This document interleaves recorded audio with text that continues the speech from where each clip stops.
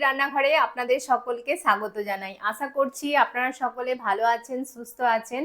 তো আজকে আমি আপনাদের সাথে শেয়ার করব গুড় আমের রেসিপি। এটা খেতে ভীষণই ভালো হয় আর এটা আপনারা সারা বছর সংরক্ষণ করে রাখতে পারবেন। মানে একদম খারাপ হবে না। আমি যেভাবে বানাবো সেইভাবে যদি আপনারা বানান কিন্তু অনেক দিন পর্যন্ত মানে এটাকে সংরক্ষণ করে রাখতে পারবেন। আর যেহেতু এখন কাঁচা আম মানে প্রত্যেকে বাড়িতেই গাছে গাছে হয়ে আছে, তো এই সময় যদি আপনারা বেশি করে আচার বানিয়ে রেখে দেন সারা বছর ধরে এটা খেতে পারবেন। তাহলে চলুন খুব সহজ পদ্ধতিতেই আমি দেখাবো, একদম মা ঠাকুমারা যেরকমভাবে বানান তো আমি সেইভাবেই বানাবো। একদম কোনো ঝামেলা নেই, একদম খুব তাড়াতাড়ি আর ঝটপট তৈরি হয়ে যাবে কম মশলা দিয়ে আমি এটা একদম বানাবো। তাহলে চলুন আজকের রেসিপি শুরু করি। গুড় আম। বন্ধুরা, গুড় আম বানানোর জন্য দেখুন আমি এখানে কাঁচা আম নিয়ে নিয়েছি 1 কিলো। আর আমটাকে আমি ধুয়ে পরিষ্কার করে কেটে আমি শুকনো করে নিয়েছি। রোদ্দুরে দিয়েছিলাম, আমি 2 ঘন্টা রোদ্দুরে দিয়েছিলাম। দেখুন কিভাবে কেটেছি, আপনারা দেখে আশা করছি বুঝতে পারছেন।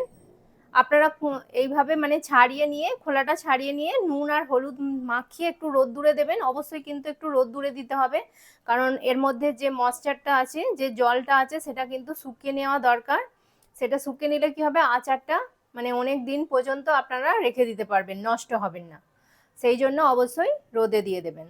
তাহলে দেখুন আমটা আমার রেডি করা হয়ে গেছে। এবার একটা এই গুড় আমের জন্য ভাজা মশলা তৈরি করতে হবে। তাহলে চলুন এবার ভাজা মশলাটা তৈরি করে নিই। দেখুন ভাজা মশলা বানানোর জন্য খুবই ঘরোয়া যে উপকরণগুলো আমি নিয়েছি, একদমই সাধারণ যে মশলাগুলো আমরা ইউজ করি সবসময়, সেই মশলাগুলোই নিয়ে নিয়েছি। এখানে আমি শুকনো লঙ্কা নিয়েছি 4টে, 1 চামচ গোটা ধনে নিয়েছি, 1 চামচ গোটা মৌরি আর 1 চামচ জিরে নিয়ে নিয়েছি। বাস এই 4টে উপকরণই কিন্তু মানে মশলাটা আমার তৈরি হয়ে যাবে। এইটা দিয়েই কিন্তু গুড় আমটা তৈরি করলে খেতে কিন্তু অসম্ভব ভালো হয়। তো এবার আমি এগুলোকে শুকনো খোলায় ভেজে নেব।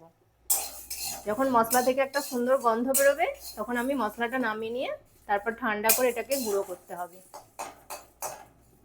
এভাবে আমি একটু ভেজে নিচ্ছি। আর এই সময় গ্যাসের ফ্লেমটা একটু মিডিয়ামে রাখতে হবে, নাহলে কিন্তু খুব হাই দিয়ে দিলে মশলাটা তাড়াতাড়ি পুড়ে যাবে, ভালোভাবে ভাজা হবে না। মশলাটা দেখুন খুব সুন্দর করে ভাজা হয়ে গেছে আর মশলা থেকে খুব সুন্দর একটা গন্ধ বেরিয়েছে আর কালারটাও দেখছেন চেঞ্জ হয়ে গেছে। এবার আমি মশলাটাকে একটা প্লেটের মধ্যে ঢেলে নেব। একটা প্লেটের মধ্যে ঢেলে নিচ্ছি। এবার মশলাটাকে আমি ভালো করে ঠান্ডা করে এবার মশলাটাকে গুঁড়ো করব। তবে মশলাটা যখন আমি গুঁড়ো করব মানে আধ ভাঙা করে গুঁড়ো করব, একদম ফাইন ভাবে গুঁড়োটা করব না। তো একটু কচা কচা মতো থাকবে সেরকম করে গুঁড়ো করে নেব। যতক্ষণ আমার মশলাটা ঠান্ডা হচ্ছে ততক্ষণে আমি এবার গুড় আমটা আচারটা বানানো শুরু করব। তো দেখুন প্রথমেই আমি কড়াই একটু সরষের তেল দিয়ে দেব। বেশি না, এই 2 থেকে 3 চামচ মতো সরষের তেল দিয়ে দিচ্ছি। দেখুন আমি 3 চামচ মতো তেল দিয়ে দিলাম। তেলটাকে একটু ভালো করে গরম করে নেব, তারপর আমি ফোড়ন দেবো। ফোড়নের জন্য দেখুন আমি 2টো শুকনো লঙ্কাকে ফাটিয়ে নিয়েছি আর একটু 5 ফোড়ন নিয়ে নিয়েছি। এবার দিয়ে দিচ্ছি তেলে, দিয়ে একটু ভেজে নেব ফোড়নটাকে। সুন্দর গন্ধ বেরিয়েছে। এবার আমি আমটা দিয়ে দেব।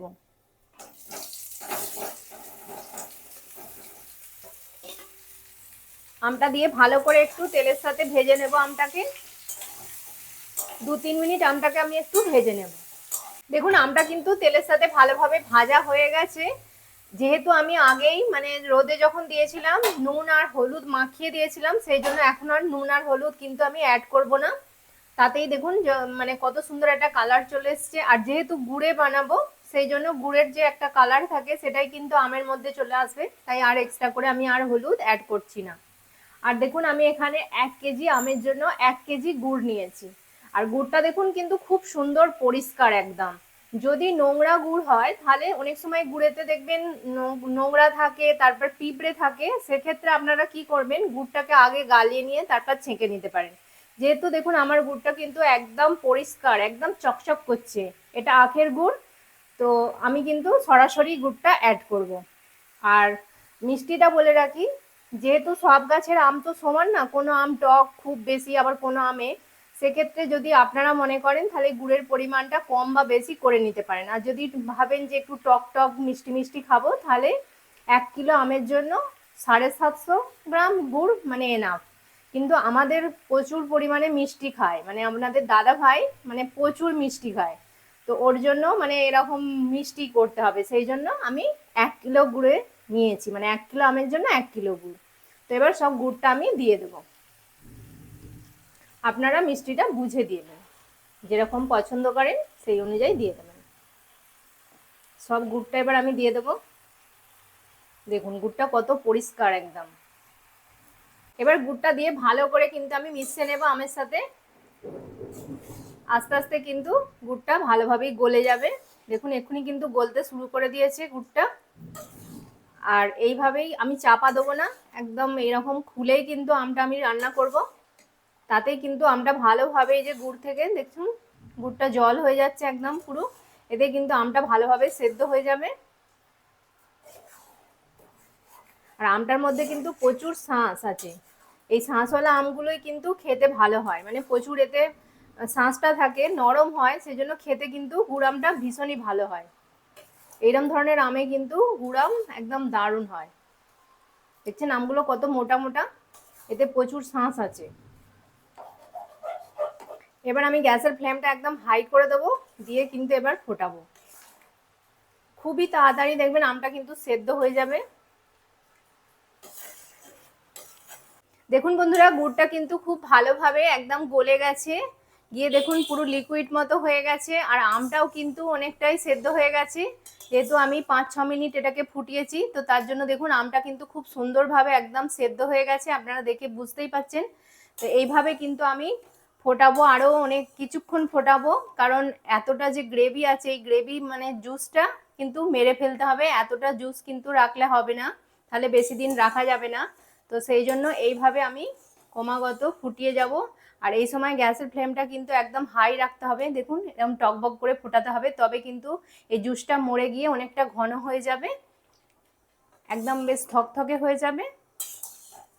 দেখুন কত সুন্দর হয়ে গেছে, আমগুলো কিন্তু ভালোভাবেই সেদ্ধ হয়ে গেছে, যেহেতু আমগুলো খুবই একদম মানে কচি ছিল আর শাঁসওয়ালা ছিল, সেই জন্য কিন্তু সেদ্ধ হতে আমটা একদমই বেশিক্ষণ সময় লাগেনি, আমটা খুব তাড়াতাড়ি কিন্তু সেদ্ধ হয়ে গেছে।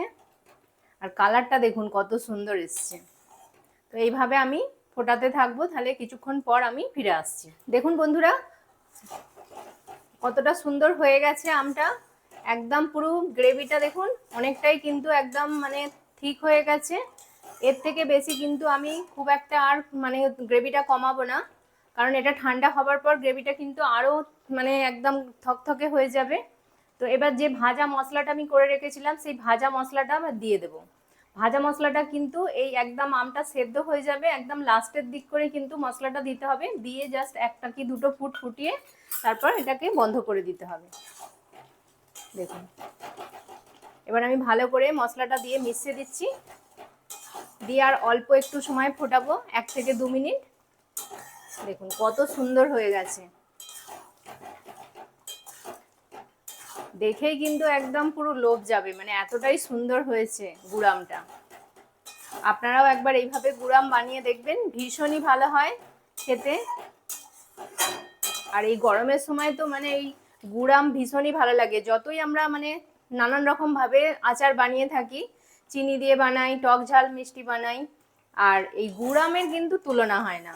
মানে এটা সেই আদিকাল থেকে সেই চলে আসছে, মানে এই গুড় দিয়ে মানে এর টেস্টই আলাদা। দেখুন কতটা সুন্দর লোভনীয় হয়েছে আচারটা। দেখুন মশলাটা দিয়ে কিন্তু আমি 1 থেকে 2 মিনিট ফুটিয়ে নিয়েছি, আর খুব সুন্দরভাবে কিন্তু মশলাটা একদম আমের মধ্যে ঢুকে গেছে। তো এবার আমি গ্যাসটা অফ করে দেবো, কারণ ঠান্ডা হবার পর এটা একদম পুরো মানে খুব সুন্দর ঠিক হয়ে যাবে, যেহেতু এর মধ্যে খুব একটা কিন্তু আর গ্রেভি নেই। দেখুন হ্যাঁ, আর লাস্টে আমি 1 চামচ এতে ভিনিগার অ্যাড করে দেবো, যাতে ভিনিগারটা অ্যাড করলে কি হবে, এটা অনেক দিন পর্যন্ত সংরক্ষণ করে রাখা যাবে, এতে কোনো ফাঙ্গাস আসবে না। তো তাহলে আমি 1 চামচ ভিনিগার এতে এবার অ্যাড করব। দেখুন বন্ধুরা আমি এখানে 1 চামচ ভিনিগার নিয়ে নিয়েছি, এবার ভিনিগারটা ছড়িয়ে দিয়ে দিচ্ছি, দিয়ে আর একবার ভালো করে আমি মিশিয়ে নেব। এভাবে আমি ভালো করে মিশিয়ে নিচ্ছি। এবার কিন্তু এটাকে ঠান্ডা করে একদম পুরোপুরি কিন্তু এটা ঠান্ডা করতে হবে, ঠান্ডা করে তারপর একটা কাঁচের বয়ামের মধ্যে ভরতে হবে।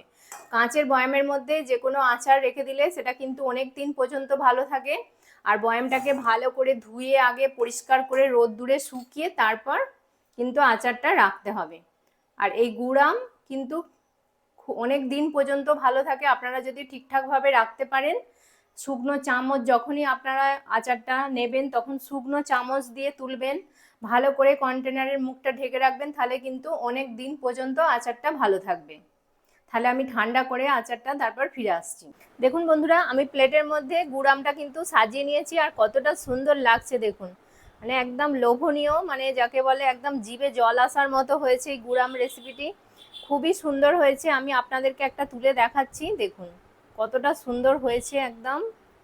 দেখুন একদম পুরো আমটা খুব সুন্দরভাবে সেদ্ধ হয়েছে, গুড় মশলা কিন্তু একদম পারফেক্টভাবে মানে আমটার মধ্যে ঢুকেছে, আর খেতে কিন্তু অসম্ভব সুন্দর হয় এই আচারটা। আর এই আচারটা আপনারা রোদে না দিয়েও এমনি কাঁচের বয়ামের মধ্যে ভরে যে রেখে দিতে পারেন, আর মাঝে মাঝে যদি রোদ্দুরে দিতে পারেন তাহলে তো খুবই ভালো হয়। যে কোনো মানে আচার একটু রোদ্দুরে দিলে কিন্তু সেটা লংজিভিটিটা অনেক দিন বাড়ে। তো আপনাদের যদি সম্ভব হয় তো মাঝে মাঝে একটু রোদ খাইয়ে নেবেন, তাহলে কিন্তু আচারটা অনেক দিন পর্যন্ত খুব ভালো থাকবে, আর খেতেও কিন্তু আমি আচারটা একটু টেস্ট করে আপনাদেরকে বলছি যে কেমন হয়েছে আচারটা। মানে খুবই সুন্দর হয়েছে আচারটা, পুরো মানে মিষ্টি, আর মশলাটা খুব সুন্দর লাগছে একদম মুখের মধ্যে, দারুণ লাগছে, অপূর্ব হয়েছে খেতে। আশা করছি আজকের রেসিপিটি আপনাদের ভালো লাগলো, আর যদি ভালো লেগে থাকে অবশ্যই কিন্তু আমাকে কমেন্ট করে জানাবেন যে আপনাদের কেমন লেগেছে এই রেসিপিটি। আর যদি ভালো লাগে অবশ্যই লাইক করবেন, আর তনুশ্রী রান্নাঘর চ্যানেলটিকে অবশ্যই সাবস্ক্রাইব করে দেবেন, পাশে থাকা বেল আইকনটি প্রেস করে দেবেন, যাতে সহজেই আমার নতুন নতুন রান্নার ভিডিওর নোটিফিকেশান আপনারা খুব সহজেই পেয়ে যান। আর আপনার বন্ধু বান্ধবদের মধ্যে প্লিজ এটা শেয়ার করে দেবেন। ততক্ষণ আপনারা ভালো থাকবেন, সুস্থ থাকবেন। আপনাদের সাথে দেখা হবে আবার একটি নতুন রান্নার ভিডিওতে। নমস্কার, টাটা।